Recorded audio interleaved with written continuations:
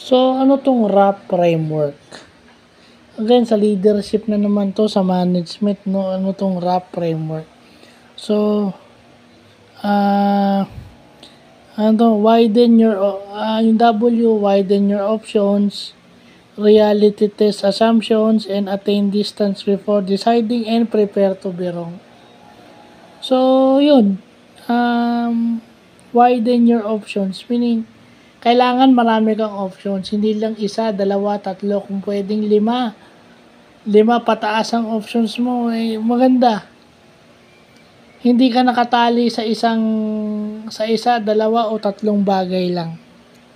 No? Yung R, yung reality test. Kaya napapansin nyo, may mga project, may mga simulation tayo. Sa school pa lang may mga simulation na tayo ng real life o industry-like events.